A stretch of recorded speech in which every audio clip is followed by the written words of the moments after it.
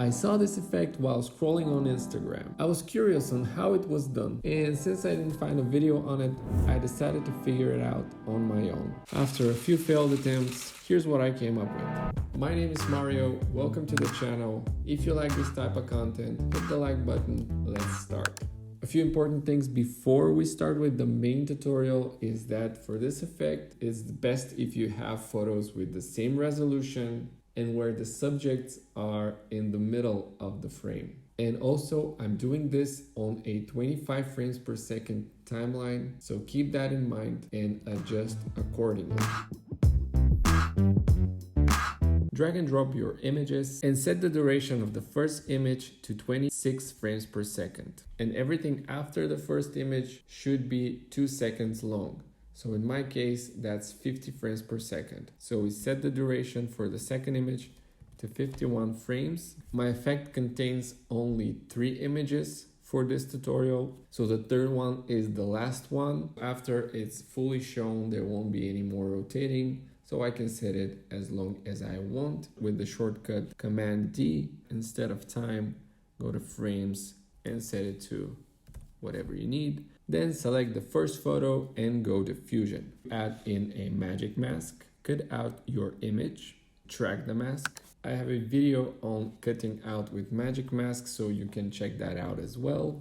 Then we need to add a mate control node and connect the media in to the background input of the mate control. And then the magic mask, we need to connect to the garbage mate of the mate control. Then for each, the magic mask and the mate control, we need to connect an image plane. I have a video on these 3D nodes as well, so you can check that out as well if you want for more details. Basically what this is doing is adding them into 3D space. Now we will connect both image planes by using a Merge 3D.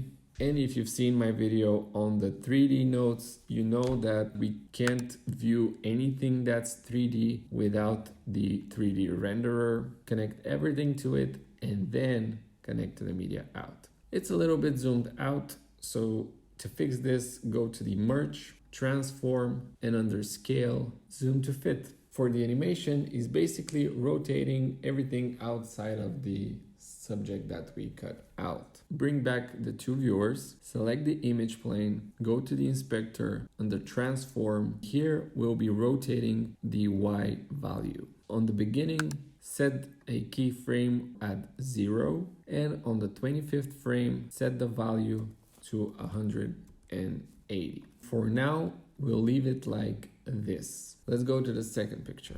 The second picture's node tree looks exactly the same. The only difference here is the rotation. At the beginning, minus 180. At the 25th frame, we need to be at 0. And since there's another photo after that, so that means we need to keep on rotating. At the 50th frame, we have it on 180. For the third, the node tree is the same again, and for the rotation is like the second picture, but we're not done yet. We need to mask things out. So we go at the first picture, add in a rectangle mask, and connect it to the render 3D.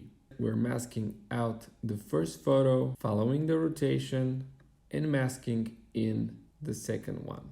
And after a few frames where the next animation starts, we are masking out this photo and masking in the next one. After that, I've simply put a background layer underneath and then added a drop shadow to each individual photo. After you have everything rendered out, you can add in a whoosh effect and you can set a little zoom. And that's the end result. If you've enjoyed this video, if you liked it, if this effect might work for you, please give a like, share it maybe with a friend, subscribe to the channel, and I'll see you next time.